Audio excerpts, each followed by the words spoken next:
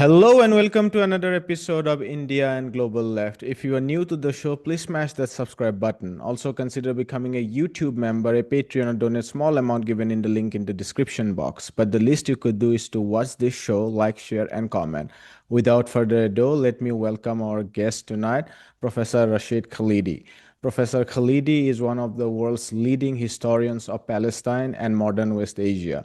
He is the Edward Said Professor of Modern Arab Studies at Columbia University.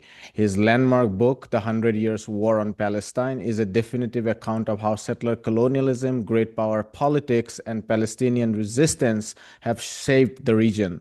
We are honored to have him with us today. Professor Khalidi, welcome to India and Global Left. Thanks. It's a pleasure to be with you. I am Professor Emeritus, by the way. Yes, I was a bit confused because there were these media reports about your resignation, and then I saw you were still teaching one course, so I was a bit confused, but thanks for that clarification. Professor Khalidi,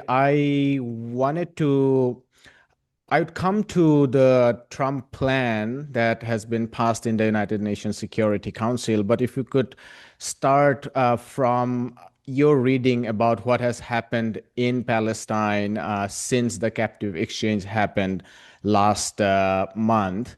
We are hearing reports about constant raids and attacks in Gaza, including inside the Yellow Line. We are seeing tremendous settler violence and the Israeli forces violence in the occupied West Bank, tremendous torture campaign within the Israeli prison. So if you could share with our viewers what is your thoughts about what has happened since the captive exchange framework took place last month? Well, you've described what's happened, but to be more granular, 280 Palestinians, undoubtedly almost all of them civilians, have been murdered by Israeli quadcopters, airstrikes, and other bombardments in the Gaza Strip since the so-called ceasefire came into force. That's 280 people in a month. That's one a day, 10 a day, I should say, approximately. We've now seen from Israeli media reports that as many as 98 Palestinian prisoners were tortured to death, beaten to death, or starved to death in Israeli prisons. According to Israeli statistics, Israeli military intelligence figures, at least 2/3 of those people were civilians, had nothing to do with Hamas. Tortured, beaten, starved to death. Their bodies were returned as part of that the exchange that you mentioned. And as far as the West Bank is concerned, as you say, there have been settler army pogroms. The idea that these are wild settlers operating independently of the army is idiotic. The army protects them and arrests Palestinians if they try and resist them. So that is what the so-called ceasefire has produced in the past month. And I want to ask you about how do you define the so-called Trump plan that has been now passed in the United Nations Security Council? Many are saying that that's a return to the old mandate years. I'm curious, you have written about the mandate years in your book. What are your thoughts about this plan? On the face of it, it's an American protectorate, together with American satellites, regional and otherwise, over part of Palestine. You could call it a new mandate. Like the mandate approved by the League of Nations back in 1922, it's sanctified by an international body, but essentially it will be, as the British mandate was, an American mandate or an American protectorate. Now, I seriously doubt that it will ever be put into force in the form in which it was passed in the Security Council. But that is at least the intention of the American framers of this resolution. The Israeli cabinet, its ministers, Israel Katz, Ben-Gvir, Bezalel Smotrich, including Netanyahu himself, they are openly saying that they are not going to allow any establishment of the Palestinian statehood. The United Nations resolution, however, says that if everything goes as per plan, they would move towards the direction of Palestinian statehood. I wonder if the U.S. administration, whether they are being willfully deceitful, whether they are deceiving the world, or whether they genuinely believe that Israel would accept some middle ground as they see it through their eyes. Well, I think that this is essentially a mirage, like all promises of statehood. The Oslo Accords never actually said statehood, self-determination, or independence, but the powers that be dangled that mirage in front of the Palestinians in order to put them into another form of cage under continued Israeli military occupation and a continuation of the settler colonial process that began over 100 years ago. I would guess that that is the intention here. I don't know what they intended, but that appears to be what is intended here, because saying a path to could mean in Never Never Land, in centuries, you might have a Palestinian state. It doesn't say by date certain, a sovereign state with control of its borders will be established. And there's a big difference between talking about a state, which would involve an end by a date certain to military occupation of the West Bank and the Gaza Strip that's gone on since 1967, and talking about a pathway to a Palestinian state. Again, not addressed in any of this is how you deal with 750,000 illegal Israeli settlers who control most of the West Bank. I mean, how precisely is that to be dealt with? No one who has talked about a Palestinian state in the last several decades, to my knowledge, has said anything about ending is absolute Israeli security control, which was always the minimum that Israel demanded, or ending the process of settler colonization of the West Bank, which is continuing at the most rapid pace in history under the current government. So without any mention of those two things and without a date certain for an end to occupation, it's basically smoke, mirages, nonsense. I could go on. So when Donald Trump says that this will bring peace and prosperity to the region, you were saying that he knows that it won't, and he is just deceiving the public opinion. I don't know what Donald Trump thinks. It's very difficult to understand anything that this man thinks, given the word salad that he produces every time he opens his mouth. He's barely coherent at the best of times. So what he actually thinks is absolutely impossible to divine. What the plan appears to intend is to lure the Palestinians into another form of subjugation with the promise at an uncertain date in the future of a pathway to something, rather than something concrete and solid by a date certain. I mean, there's a huge difference between saying occupation will end in 2028 or 29 or whatever, and this will be the resolution of the settler colonial project. After that, there will be sovereignty, control of borders, and so on and so forth. And talking about a pathway to a Palestinian state, it is essentially meaningless. Now, what he intends, what he means, I have no idea. I don't think anybody does. I don't think his closest advisors have any idea what's in his head. But that's another issue. What the document says is pretty clear. It doesn't promise anything specific at any specific time, and therefore it's nebulous and most likely meaningless. I wanted to discuss two specific clauses within the document. One is about reconstruction in the next 2 years, and the other is about the so-called demilitarization. Let's take up the reconstruction bit first. Do you seriously think that there would be any genuine reconstruction of Gaza, given Israel is already blocking the bare minimum of food aid that needs to be entered? Is it any serious, the talks about reconstruction? I think we're putting the cart before the horse here. To talk about reconstruction, you have to talk about governance and security. You can't have reconstruction without some form of governance and without some form of security. And that brings us, of course, to disarmament and ending the unceasing, cruel Israeli attacks, which have killed 10 people per day since the so-called ceasefire came into force. Unless you deal with those things, there's not going to be any reconstruction. No end to savage Israeli attacks, no resolution of the issue of Hamas's arms, no clear form of governance for the Gaza Strip, and talking about reconstruction is another mirage. It's more smoke. I mean, what are they talking about? Now, they have floated the idea in the 53% of Gaza, which remains under Israeli control, of some form of reconstruction, and attracting Palestinians who would be vetted by the Israelis into those areas.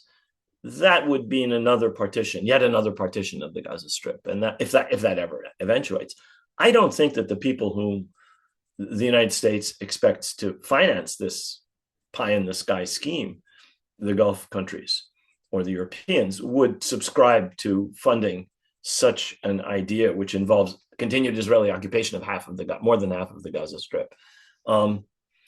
So I think that talking about reconstruction without talking about governance and who will fund it, and to get to the bottom of it, how one deals with the issue of Hamas control over almost half of Gaza at the moment, and the issue of Hamas's weapons, is, as I've said, putting the cart before the horse. You said yet another partition. One might add yet another Nakba with yet another partition, given they are saying, Right. Israel Katz said that the only real solution for Gaza is voluntary emigration. So they would definitely do an enormous ethnic cleansing. Or trying to. They have been trying to for 2 yes. years. That's correct. I wanted to discuss the resistance with you. We have discussed this with Professor Ilan Pape when he was on our show. But when I asked Professor Norman Finkelstein about Hamas and governance in Gaza, he said that I'm not an expert in this field. And when you have Professor Rashid Khalidi, please ask him these questions because he knows this inside out. So for our viewers, there has been a lot of hasbara about Hamas and the resistance in the Western media over the last 2 years. We have, from our platform, always said that Hamas is part of the broader resistance and one cannot ignore that. But for our viewers, if you could tell us, what does Hamas do apart from the resistance? What is the relationship between Hamas and people of Palestine in terms of its governance, etc.? I think that would be helpful for the viewers of the program. Let me talk first about resistance. Occupation, inevitably, necessarily, always, everywhere, breeds resistance. Occupation, colonization, is the root cause of the violence that ensues. The idea that resistance is somehow independent of occupation and colonization is idiotic. The cause of violence, the cause of so-called banditry, criminality. I mean, different occupying powers have used different terms. Their favorite term in India was banditry or dacoitry. Their favorite term in Ireland was criminality. The Israeli term of art is terrorism. It's the same thing. It's resistance to a foreign power subjugating an indigenous population, whether that's administrative colonialism as in India or Egypt, or whether that's settler colonialism as in Ireland or Palestine. Those forms of oppression inevitably, necessarily, always, everywhere produce resistance. So there's no point to talking about resistance. Resistance is inevitable, whether it's nonviolent, whether it involves boycotts, whether it involves parliamentary forms, whether it involves violence, demonstrations, whatever. Resistance is an inevitable result of occupation and colonization. There's no point to discussing it further. The forms of resistance are debatable and discussable. Are these strategic? Are these intelligent? Are these moral? Are these legal? But you're going to have resistance, whether it's legal or illegal, whether it's moral or immoral. It will happen, whether in Algeria or South Africa or Ireland or Palestine or India or Egypt or wherever. Where you have colonial subjugation, you will have resistance. I don't see any point in discussing it any further, frankly. So almost everywhere you get the spectrum in terms of the forms of resistance, almost inevitably. Right.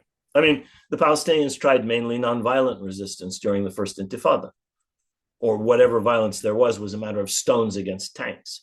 But it also involved boycotts, demonstrations, all kinds of civil disobedience. The same thing in India. You had both armed resistance, assassinations of officials, and so on, and you had boycotts and demonstrations and so on. Same thing in Ireland.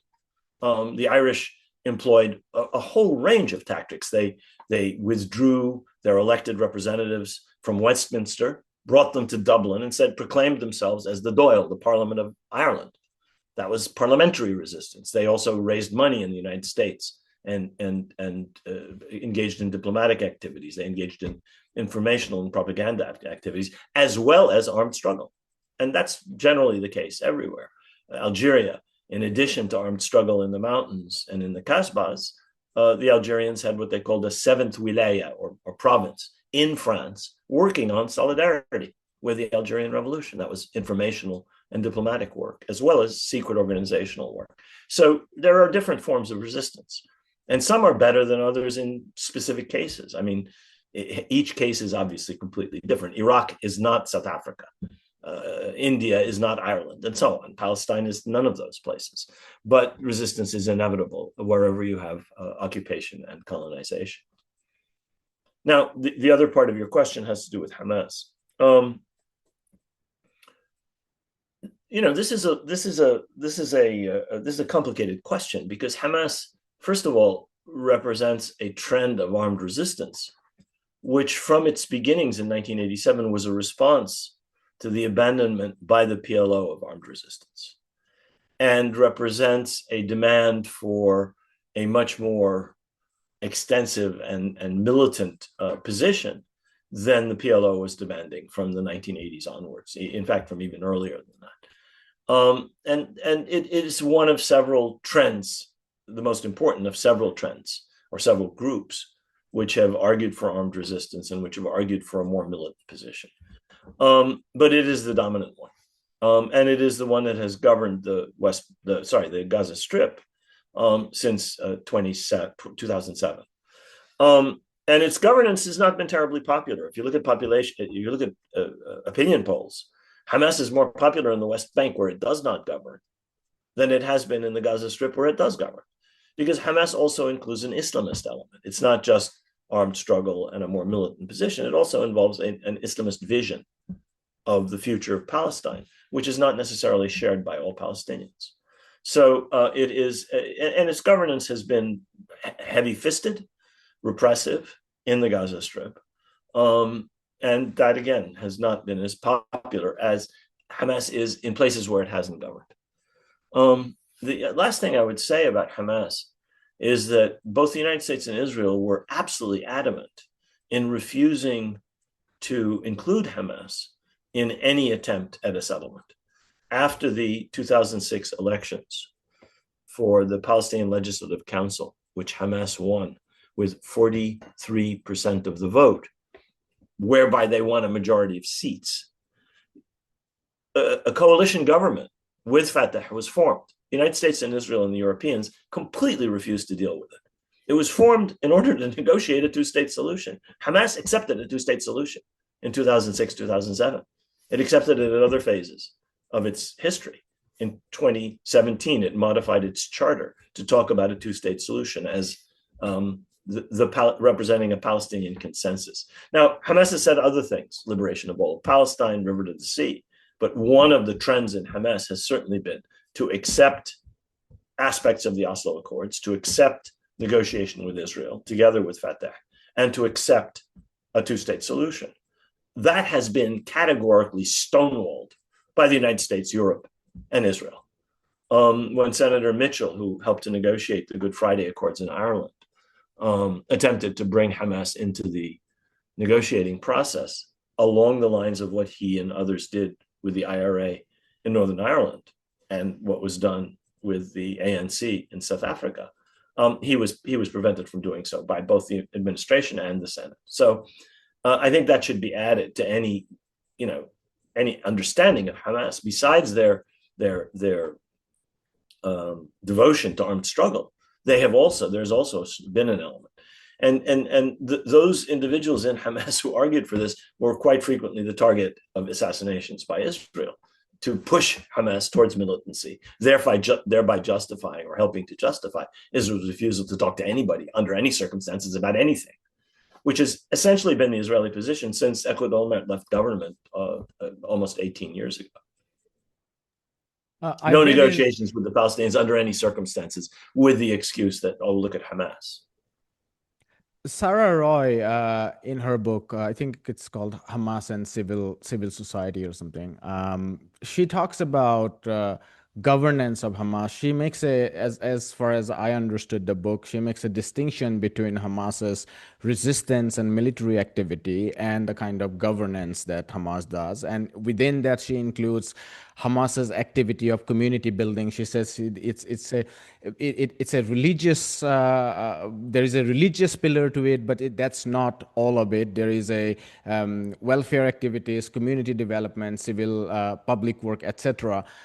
Can you talk a little bit about governance by Hamas, because you said that Hamas is not necessarily popular in Gaza where it governs, but I my said sense it's less popular in the less Gaza popular Strip than the than West it is Bank in the was. West Bank, where So it if you could doesn't spell govern. out a little bit about that. Hamas is an outgrowth of the Muslim Brotherhood, and the Muslim Brotherhood has always argued, whatever other tendencies it has followed. The Muslim Brotherhood has always argued for community building and for building up faith within the community. So it has both a social pillar and a religious pillar, as well as its militant pillar, if you want to put it that way. And that has been a feature of Hamas as well. The Islamic tendency in the Gaza Strip was anti-militant and against armed struggle up until the 1980s. And it solely relied on building up the community, on building up faith among Palestinians in the Gaza Strip and elsewhere as the main avenue. It then turned towards armed struggle, and that was when Hamas was born. But it was born out of a tendency within the Muslim Brotherhood, which was mainly devoted to religious and social activity. And the Brotherhood in Egypt for many years was also devoted to that rather than armed struggle. So the Brotherhood has had periods when it was engaged in assassinations and so forth, and other periods when it eschewed armed struggle, militancy, and so on, and followed a parliamentary, social, and religious path. And Hamas has been the same at different times in its, or it has those elements and over its history since 1987. I wanted to ask you about the PA. Given Trump's plan itself gives everything to the PA, of course, Israel is not even ready to give PA a role in Palestine because Smotrich, or I think National Security Minister Ben-Gvir said that if Palestinian Authority talks about Palestinian statehood in Gaza, we will arrest Mahmoud Abbas. So, of course, they are not even ready to concede that. But there are many on the Palestinian solidarity movement side who now doesn't consider the PA as part of the resistance. I had Ramzi Baroud, and I asked him about the divisions within the Palestinian movement, and he said that he doesn't think there are divisions within the movement. He doesn't even see the PA or much of the leadership as part of the resistance. I'm curious how you would describe or define the PA and how does it fit to the resistance in Gaza, in Palestine? I mean, this is a complicated question because one has to go back to the origins of the Palestinian Authority in the Oslo Accords. And I've written a great deal about this. And I myself was involved in the negotiations that preceded the negotiations in Oslo. And the delegation to which I was an advisor basically refused to accept the deal that the PLO leadership accepted at Oslo, which in our view, in the view of most of the people in the delegation, and in my personal view, amounted to a permanent Israeli control over the occupied territories. And that is basically what the PLO leadership accepted, a subordinate role to Israel within an Israeli-controlled security regime, whereby colonization would continue and the PA would serve to protect both settlers and the Israeli military and Israeli citizens. So it essentially adopted a quisling role from the very beginning. That was not their intention. The PLO leadership, I believe, assumed that they could develop this into statehood. They were completely wrong. There was no grounds for that false assumption. I thought that it was one of the greatest mistakes in Palestinian history. But what they thought they would get was certainly not what they ended up getting. However, that is what they ended up getting, a subcontractor for the Israeli occupation. Um, and I would say that that means that the Palestinian Authority has almost no legitimacy, because nobody who accepts the Israeli occupation, and certainly nobody accepts a bunch of quislings who work for essentially to protect or help protect the Israeli occupation and Israeli colonization.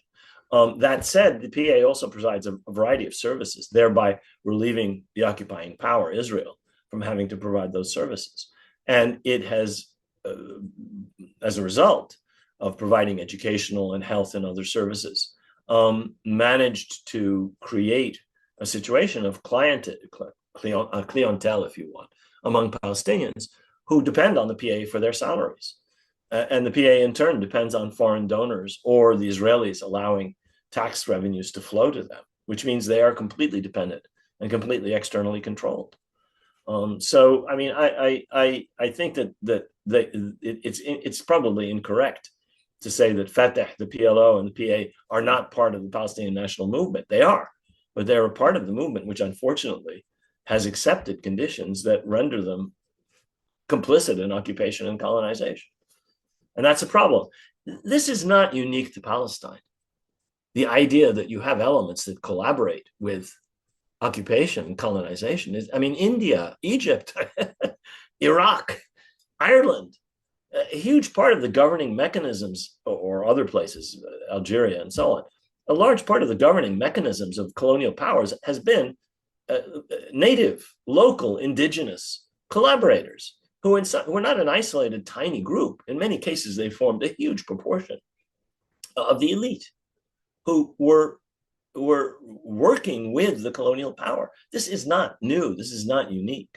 And the idea that somehow, oh my heavens, this is a deviation from the correct path. It's true in terms of national objectives, but it's not true in terms of the historical nature of colonization. It always needs native, indigenous subalterns who will work with it. You can't have an Englishman running everything. And so having an Indian or an Iraqi or a Palestinian or whatever it may be is absolutely necessary. Just to follow up on the point that the PLO leadership didn't see what was coming, I'm just curious, given your own involvement and you saw through those processes. Of course, on hindsight, it's easier for us to judge than the historical actors themselves. So for us, it's very easy to say that, oh, one could have easily seen through this blackmailing process at Oslo. But I'm curious what your thoughts are on why did people like Arafat and the leadership within the PLO, I mean, these are real people, actors. On hindsight, we might judge them negatively or harshly on certain terms, but these were the people who were on ground. They knew everything. They knew the history. They come from the people themselves. Why did they fail to see Well, you through? said something. They were on the ground. These are people who had not been in Palestine since the mid 1960s. So they were not on the ground. They had not seen the colonial enterprise that Israel engaged in from the very moment it occupied the West Bank and the Gaza Strip. They had not seen in detail the nature of the regime that Israel instituted for control of the Palestinians. They had not witnessed any of those things for between 1967 and 1993 or 95 when they eventually returned. That's a very long time. That's almost 30 years, during which they were not on the ground. And so the delegation that they selected and sent to Madrid and Washington was primarily made up of people who had been on the ground and understood perfectly well that the only terms Israel was prepared to offer could not, under any circumstances ever, lead to Palestinian statehood, which is why they didn't agree to the proposals that were, in essence, the ones that the PLO agreed to. So not being on the ground was part of the problem. And by the mid-90s, when these deals were arranged, the people in the PLO who had the best information about the situation on the ground had already been assassinated by the Israelis. Abu Jihad, who was the man in charge of the occupied territories within Fatah and the PLO, had been murdered by the Israelis in Tunis many years before. So the first element was they had no idea what was really going on. I mean, I saw some of these people after they returned to Palestine, and I tried to share some of my concerns. They had no idea. I can tell you personally from talking to Arafat and personally from talking to Abu Mazen that they were living in an alternative reality. They did not understand. That's the first thing. The second thing is they assumed that the kind of, how shall I put it, the kind of negotiation after negotiation that would follow the accords that they signed on the White House lawn in September 1993 and thereafter could be shaped and fashioned in a way that would lead to something different than what they had actually signed, the agreements that they had actually signed. And this was based on their experience dealing with Arab regimes. Well, it's one thing to deal with Arab regimes. It's another thing to deal with the greatest superpower in history and its ally, Israel. You cannot play around with these people. You cannot fiddle with the agreements you've made with these people. You cannot talk your way out of something you've negotiated and signed. And that was a fatal mistake, in my view. And it's not correct to say nobody could see this. Edward Said saw it in 1993. He said, this is a Palestinian Versailles. I wrote an op-ed in the New York Times in September 1993, in which I didn't predict all of the miseries that would follow, but I expressed my deep skepticism. I knew this would not work. And I believe that was the view of most of the people in the Palestinian delegation, that the PLO had handpicked and sent to Madrid and Washington. We, most of us at least, knew perfectly well that this was a mistake. So it's not only a matter of hindsight, and not a mistake, a fatal mistake. Right. I wanted to ask you a couple of questions on geopolitics quickly, and then end with revisiting the genocide.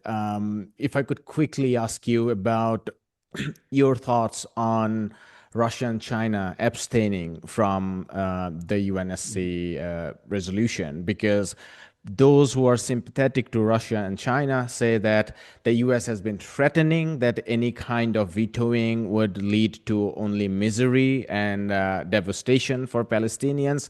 Those who are in solidarity with Palestine says that this was a great mistake and there should be no excuse. China and Russia should have vetoed. They ran away from what they could have done. I wonder what your thoughts are on Russia and China abstaining and not vetoing this resolution. I mean, I think you have to think, when you talk about geopolitics, about the degree of investment that any powers have in this region.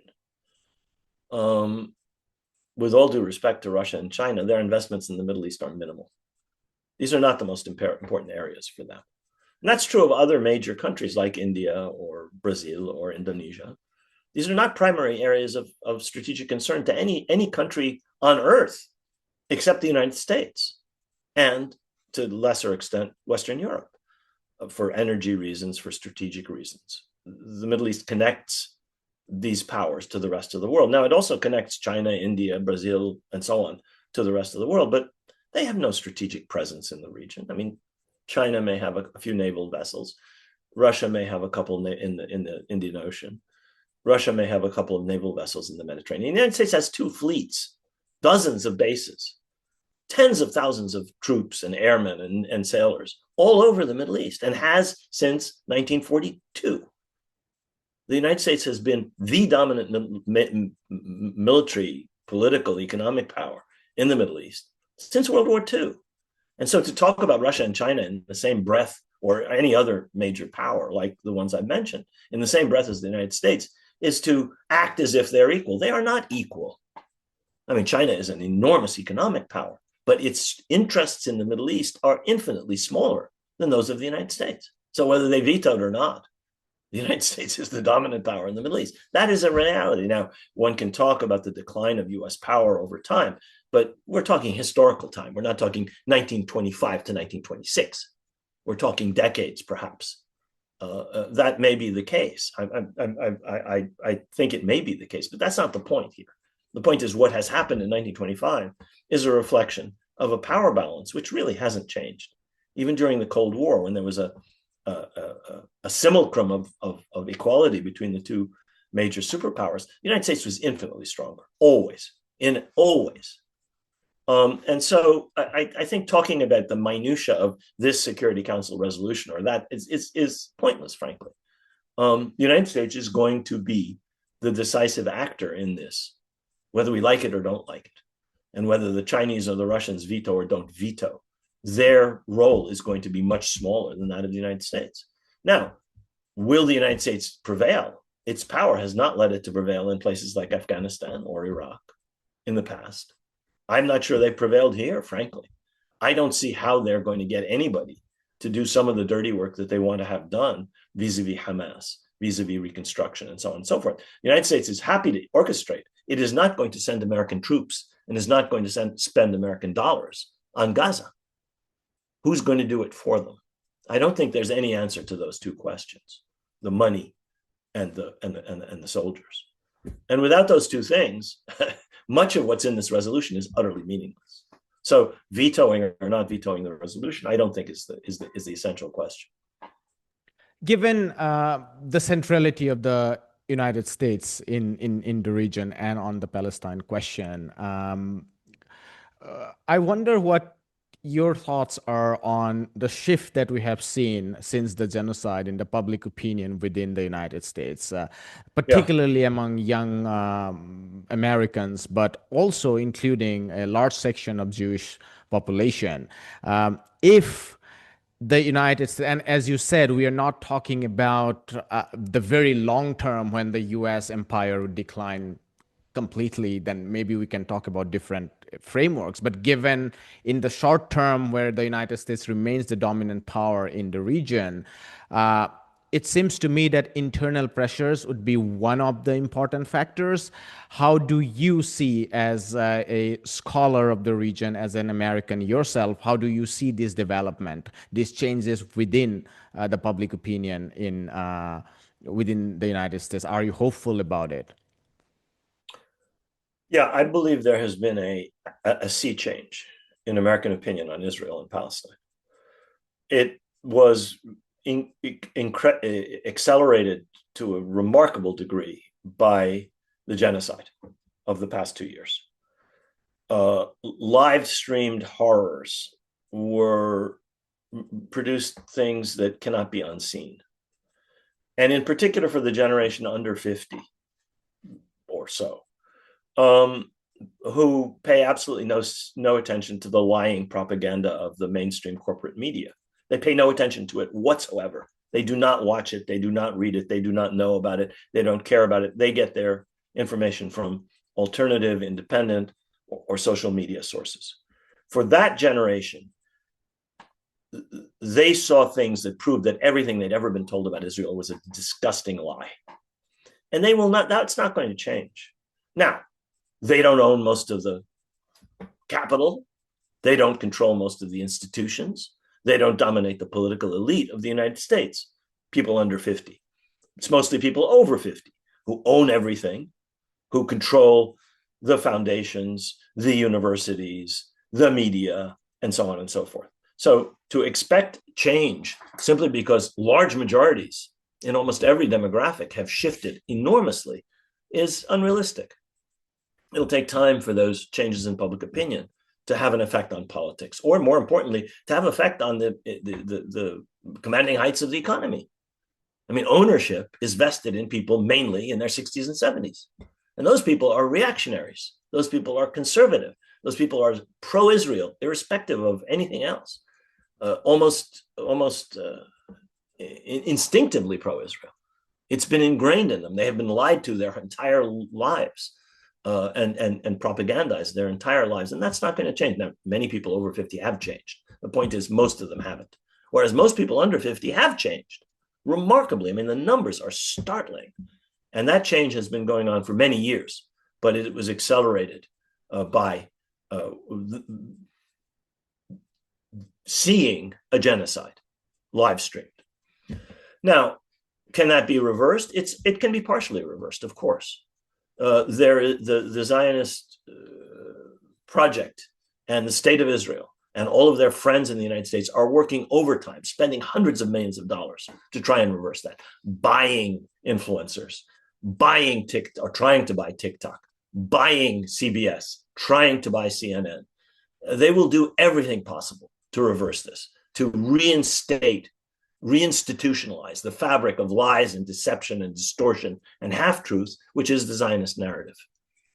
And they will succeed up to a point, but they cannot make people unsee what they have seen. The younger generation shifted. It shifted a long time ago. I mean, we realized this on American campuses. When major American campuses, the students on major American campuses voted for divestment from companies that support the Israeli occupation 8 and 6 and 10 years ago.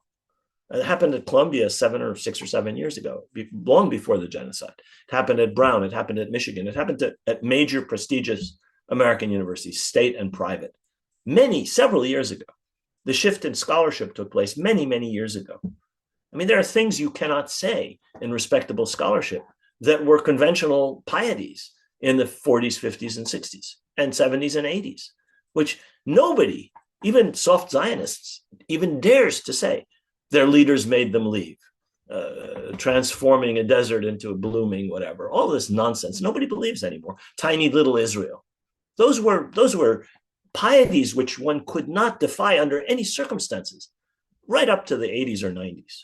Those things are blown to hell in the last decade or 15 years for more and more people. That won't change. Now, when will politics change? That's another question. It's beginning.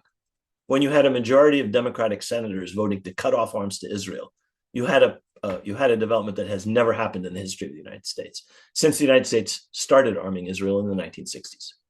When you have MAGA Republicans criticizing Israel, you have something that's not happened in the Republican Party since it shifted to wall-to-wall support for Israel. When you have a majority of Americans, larger numbers of Americans sympathetic to the Palestinians than to Israel, you have something that hasn't happened since Woodrow Wilson.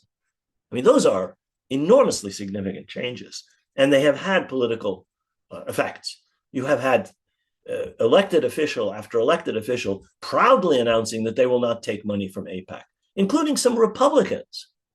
I mean, this is politics. This is this is the beginning of political change. It's only the beginning, however. And it's change of elected officials whose impact on foreign policy is almost nil. The executive has taken over foreign policy since World War II, really. Declarations of war and Senate control over anything or congressional control over anything disappeared more than 2 generations ago, 3 generations ago. Wars have been fought by the executive without any congressional input.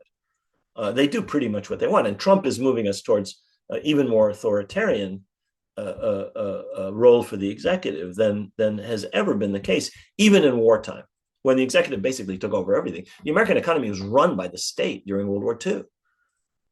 And that was true in all wartime democracies. It was true of France in World War I, Britain in World War I, even the United States in World War I, and it was true in Britain and the United States in World War II.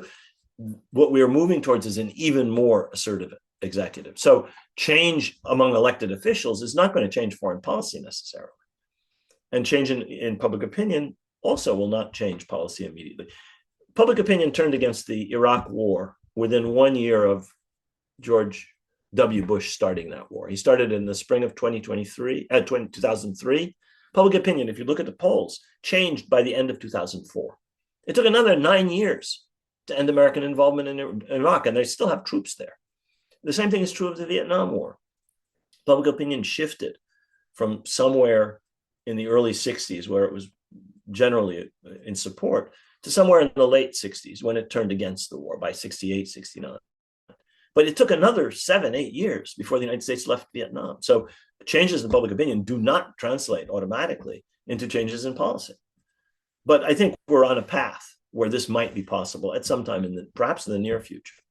But how much of a change and how much the executive will bend and how much the foreign policy establishment, which is pro-Israel almost to a man and woman, the people who are critical of Israel within the foreign policy establishment, the list of hundreds and thousands of people who've served in the intelligence community, the upper ranks of the military, the State Department, the NSC, who have any critical position on Israel, you can count them on the fingers of one hand. Those people don't change. Their instinctive pro-Israel stance is not going to change. So it'll take some time, I would argue. But I think the process is beginning. Public opinion is the beginning. of a change. How long it will take, whether it will change everything, that's another question. I can't predict that. Professor Khalidi, if you could talk a little bit about how you evaluate the role of the rest of the Arab states or nations during this genocide. Anyone who reads your book, there is a strong critical framework one can see about the historical role that the Arab states have played vis-a-vis the Palestinian movement, because they have always prioritized their stability and their relationship with the great powers, first to the United Kingdom and then with the Americans. There are debates about the framework. Some people say that all Arab nations are collaborators. They don't want to offend the US. They do have leverage. They could do something. They don't do anything. Others also take this too far and almost go to a right-wing giant extent, putting all the blame on the Arab states, which is not the case. So if you could shed some clarity about what is the correct framework to look at the role of the Arab states in this ongoing genocide. Well, I think you've correctly characterized the relationship of the Arab states to the great powers. They're always much more concerned about the relations with the great powers than they are with Palestine or their regime security or other concerns. That's always been the case for most Arab governments. Not all of them all the time, but most of them most of the time. That was the case. And sadly, that has been the case during this genocide. They've prioritized other things than ending the genocide, which would have required a much more harsh position towards Israel and a much more decisive and united position vis-a-vis the United States. Instead, each one played for its own individual advantage rather than trying to combine and presenting a united front, which at different times in the past, Arab states were able to do with some effect sometimes and with less effect other times.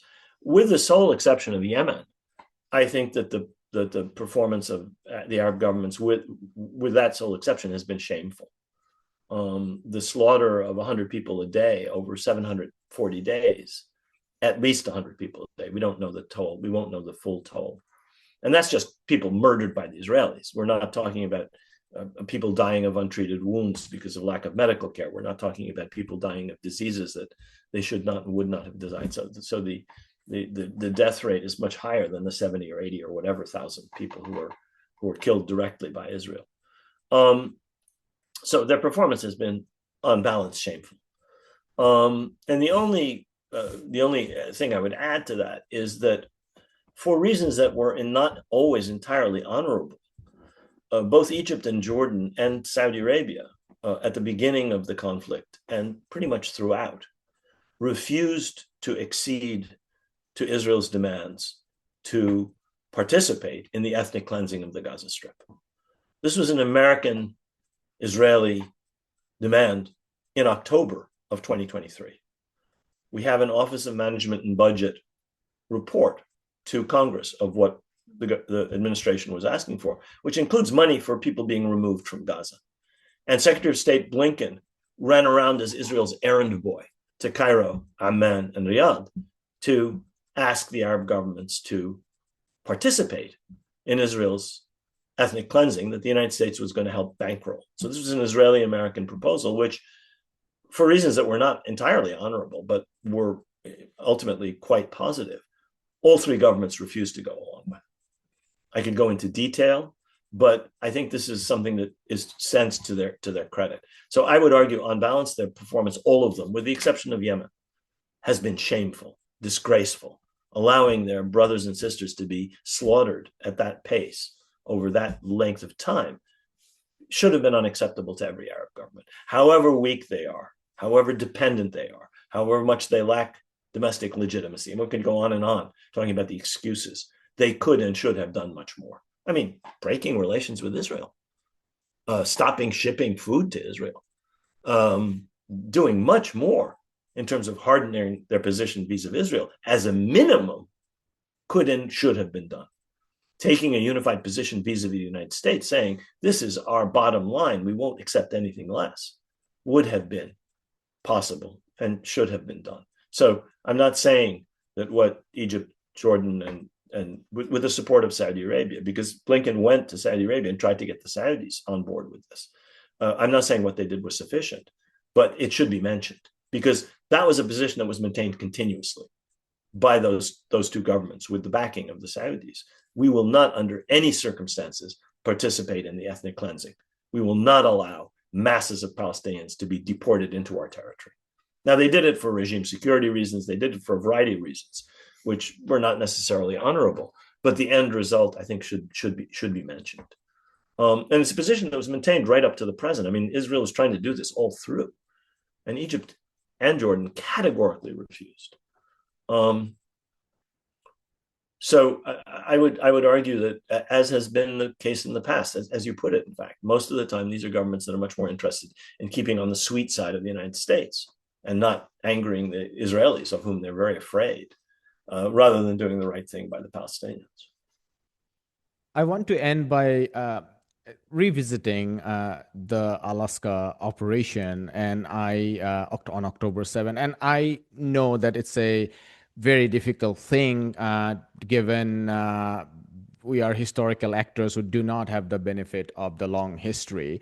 And your book, you discuss the Great Rebellion in 1936 to 39, and how, for unfortunate reasons or some of the power balances, it ended up very negatively in the short run. Given all those things, then we have our own histories, the Great Revolt of 1857. I mean, all those are succeeded with massive reactionary movements and huge rebellions of enslaved people in the United States, always succeeded by massive counter-revolutions. But if I dare to ask you, how do you evaluate the rebellion on October 7? Is there a way for you to answer this question? I mean, I would take the position that was supposedly taken by Zhou Enlai when he was asked about, I believe, the French Revolution. He said it's a little too early to say. It is really too early to say. The negatives are perfectly clear. This was an action taken without the approval of the Palestinian people. It probably was taken to some degree without the approval of the entire Hamas leadership, let alone any other part of the Palestinian leadership. It was based on false assumptions. There was an assumption that Palestinians and Hamas's allies would rise up to a level that would lead to much greater success than was obtained. It involved the sacrifice of tens and tens and tens and tens of thousands of Palestinian lives.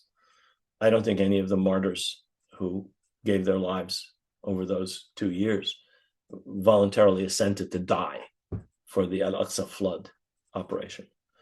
I could go on with the negatives. I mean, it's led to the occupation of half the Gaza Strip. I'm not sure Israel will ever leave that territory, or for a very long time. Is that a good thing? That's almost all the agricultural land in Gaza, and it's multiple communities that may never be repopulated. So you have to, the negative side of the ledger is we can begin to add things to the negative side. On the other hand, I'm not entirely sure that the collapse in Israel's public image could have happened so rapidly without this operation.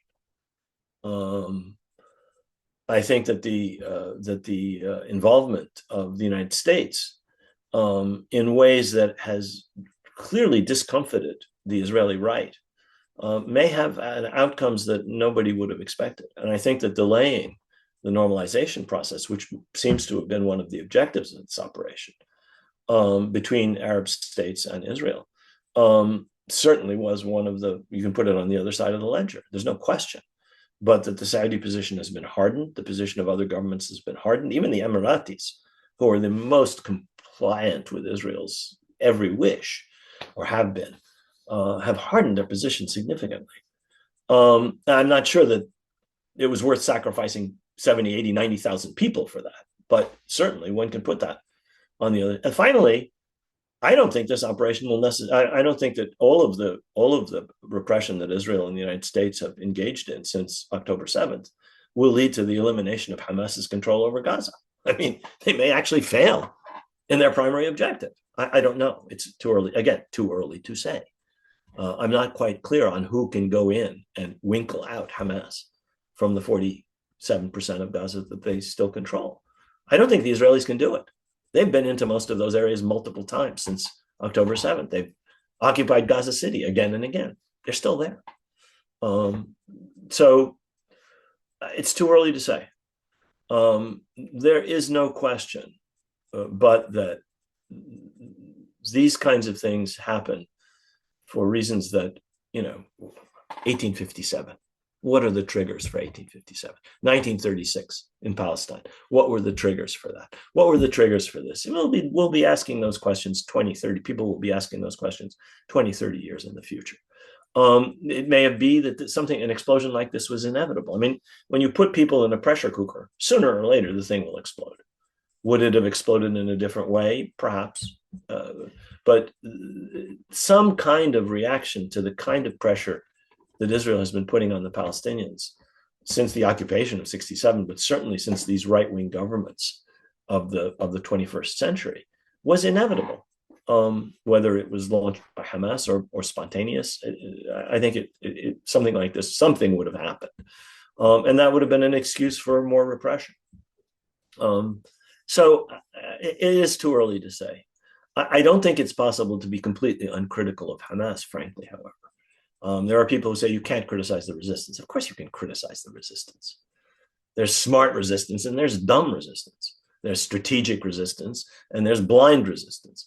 There's resistance that is very careful to avoid certain mistakes. When Hezbollah took over South Lebanon in 2000, after they forced the Israelis to withdraw, they didn't harm a hair on the head of any of the collaborators with Israel. And that was very careful. In other words, they policed the battlefield that they took over in a way which was strategic. Okay, it's one of the things that gained Hezbollah a lot of credit. They lost it by their intervention in Syria later. That's another issue. There are unstrategic things that may or may not, or immoral things, or illegal things that may or may not end up significantly harming a resistance movement. The FLN carried out all kinds of atrocities against civilians, blowing up cafes and so forth. In the end, it had an effect that may have been negative and may have been positive, but they liberated Algeria nonetheless.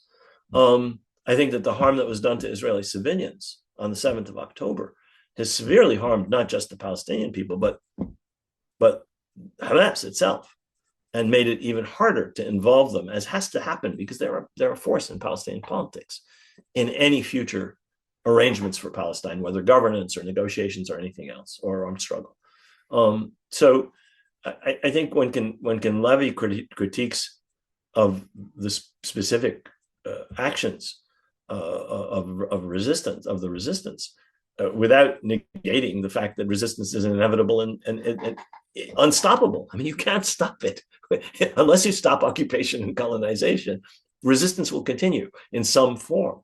The only question is what form and how intelligent and strategic those forms are, or how much those forms play into the hands of the occupier and the colonizer. And I think those are legitimate critiques if one starts from a position that, yes, resistance is in principle always legitimate. We'll leave it there, Professor Khalidi. This was an incredible honor and pleasure to have you on. Thank you so much for your time. A pleasure. Thank you. Hi, my name is Ayushman. I, along with Jyotisman, have started this platform. In the last 2 years, we have tried to build content for the left and progressive forces. We have interviewed economists, historians, political commentators, and activists so far. If you have liked our content so far and want us to build an archive for the left, I have 2 requests for you. Please do consider donating for the cause. Link is in the description below. Also, if you are not able to do so, don't feel sad. You can always like our videos and share our videos to your comrades. Finally, don't forget to hit the subscribe button.